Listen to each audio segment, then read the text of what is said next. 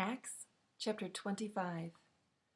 3 days after arriving in the province, Festus went up from Caesarea to Jerusalem, where the chief priests and Jewish leaders appeared before him and presented the charges against Paul.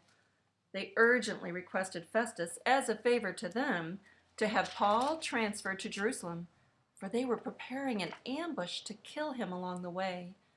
Festus answered, "Paul is being held at Caesarea, and I myself am going there soon. Let some of your leaders come with me and press charges against the man there, if he has done anything wrong." After spending 8 or 10 days with them, he went down to Caesarea, and the next day he convened the court and ordered that Paul be brought before him. When Paul appeared, the Jews who had come down from Jerusalem stood around him, bringing many serious charges against him, which they could not prove. Then Paul made his defense. "I have done nothing wrong against the law of the Jews, or against the temple, or against Caesar." Festus, wishing to do the Jews a favor, said to Paul, "Are you willing to go up to Jerusalem and stand trial before me there on these charges?"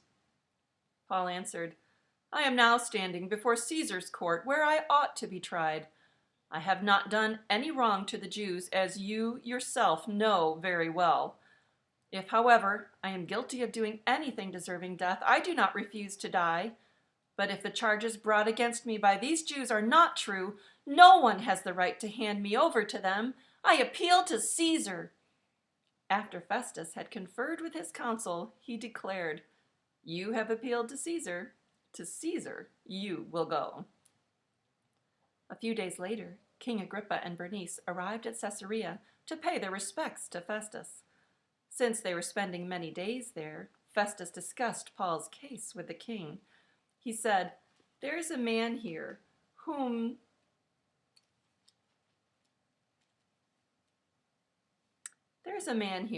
Felix left as a prisoner. When I went to Jerusalem, the chief priests and elders of the Jews brought charges against him and asked that he be condemned.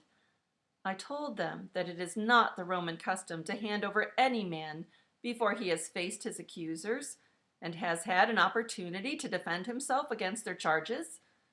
When they came here with me, I did not delay the case, but convened the court the next day and ordered the man to be brought in. When his accusers got up to speak, they did not charge him with any of the crimes I had expected. Instead, they had some points of dispute with him about their own religion and about a dead man named Jesus, whom Paul claimed was alive. I was at a loss how to investigate such matters, so I asked if he would be willing to go to Jerusalem and stand trial there on these charges.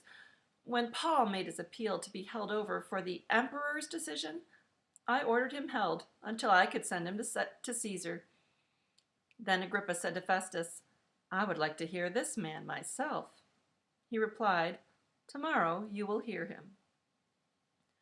The next day, Agrippa and Bernice came with great pomp and entered the audience room with the high-ranking officers and the leading men of the city. At the command of Festus, Paul was brought in.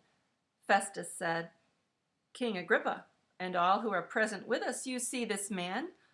The whole Jewish community has petitioned me about him in Jerusalem and here in Caesarea, shouting that he ought not to live any longer.